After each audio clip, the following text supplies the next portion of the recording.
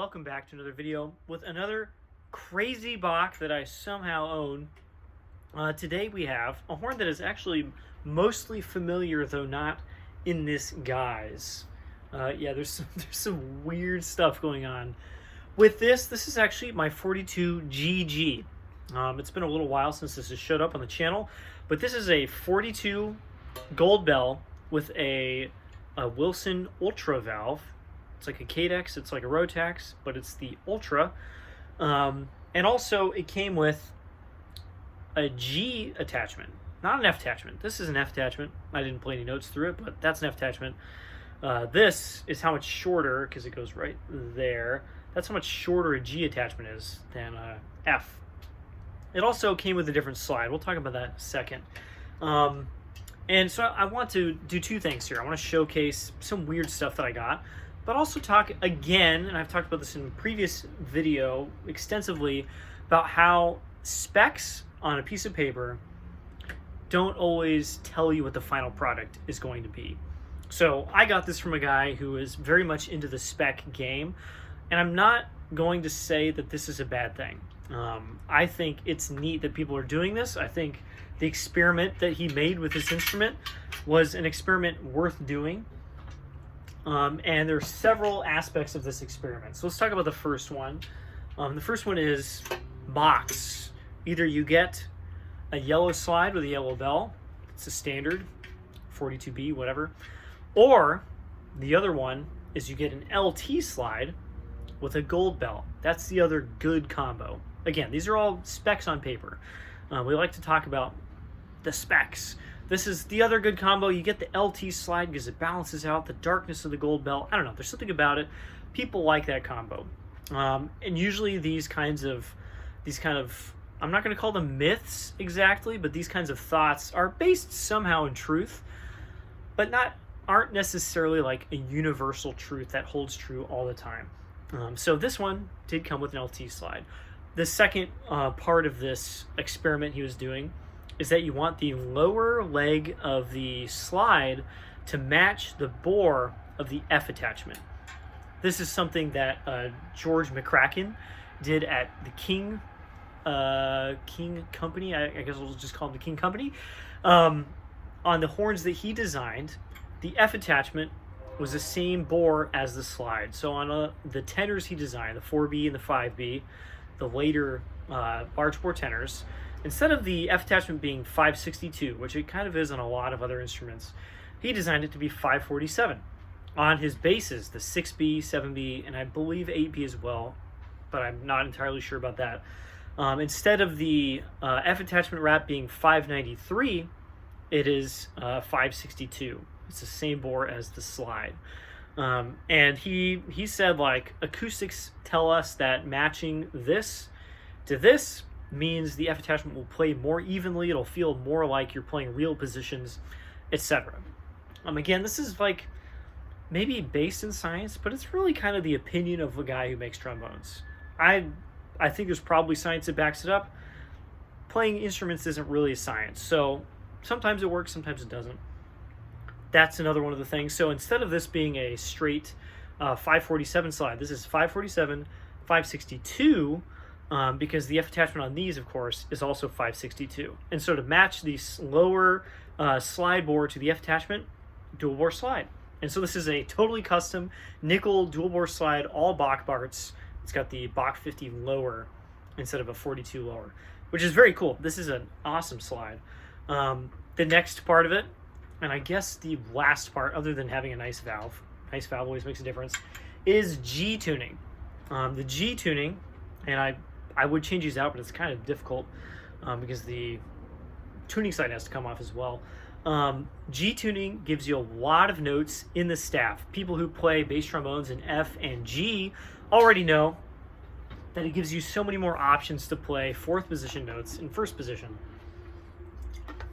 or fifth position notes in second position, etc. It kind of puts a lot of the horn, instead of being like kind of way out here, kind of puts it like right here. You can play a lot of C's like right here. You can play B's a little bit farther out. If you're playing in the staff, which tenor does a lot more often than it does playing below the staff, G tuning makes a lot of sense. And you can also play things like just G in the staff. If you're playing a lick that needs that really quickly, da-da-da, da-da-da, that G tuning makes sense. And so that's the final part of this experiment. And I want to talk about why, in my opinion, again, I'm the current custodian of this trombone. In my opinion, I don't know if the specs all bore out.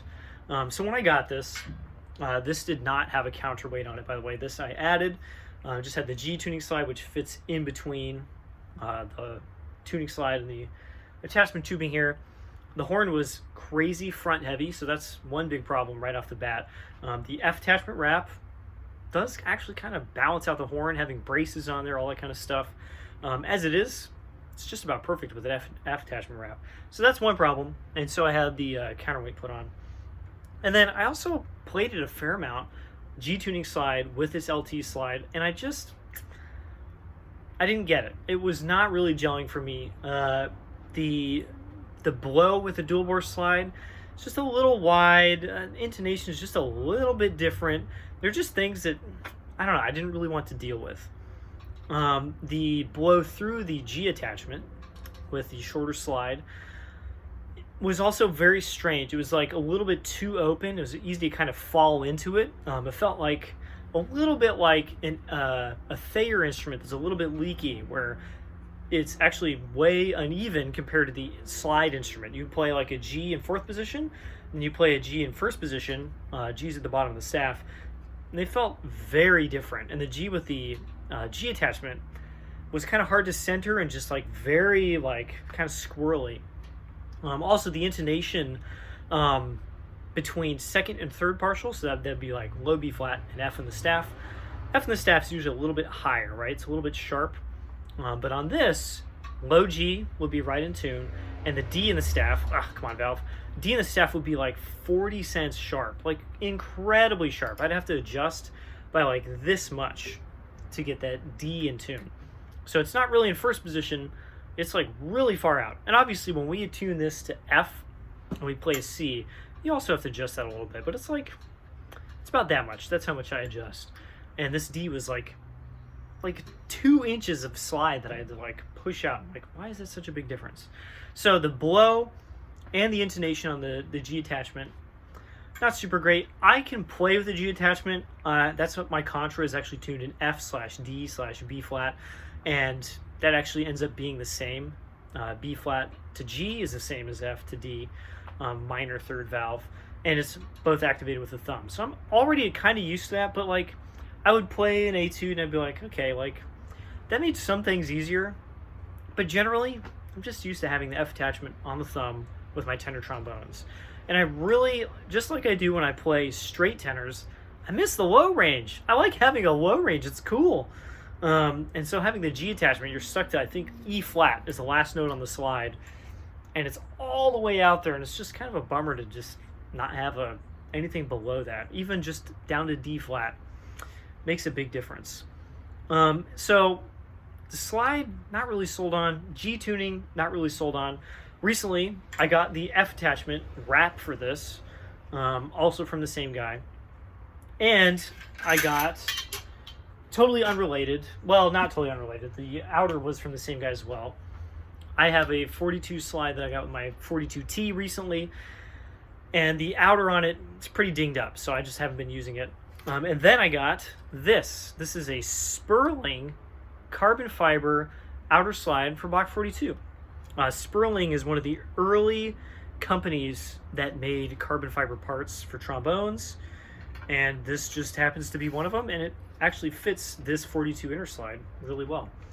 And I've had an okay experience with carbon fiber outer slide, or carbon fiber, outer slide in the past. I had a full slide from Butler, and it was okay. I didn't super dig it. It had a weird response. It made me tired. And then I got this, and it's actually pretty good. And the F attachment on this, it's actually pretty good. And this horn went from being kind of an oddity that was a little difficult to play, and I wasn't super sold on the sound, to actually being quite a good instrument.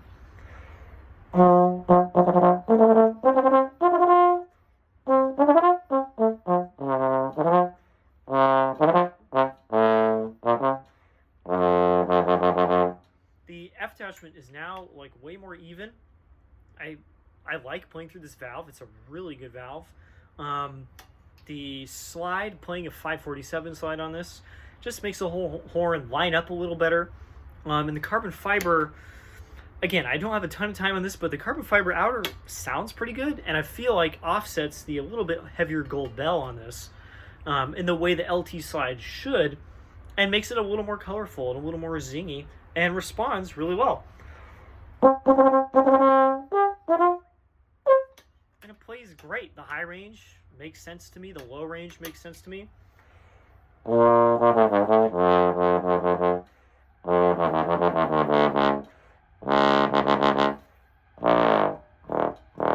It's actually very easy to play. I don't know if I would ever use this exact setup because it is a little weird. And again, the F attachment on this, it looks a little bit like a Con 88HO. Sticks out so far, which is a bummer. But it plays really well. And again, that's why I want to bring up the specs that this horn was made to. They all made sense on paper. You got the LT slide with the gold bell. You got the dual bore, meaning the slide matches the G attachment wrap. You got the G attachment, which also makes sense on paper. You get so many more better notes. And yet, in this setup, for me, my opinion, it's a little bit better of an instrument. So that's why I don't think people should really get hung up on the specs, the stuff on the paper about an instrument. Go play it and find out what you really like. I've had instruments with literally like every different combo of things, and I end up playing just a completely random collection of things. I'm not stuck with just yellow slides and yellow bells. Whatever works. And this weirdo combination just happens to work really well. I know it's a long video. That's all I got time for. I'll see you all in the next one. Bye-bye.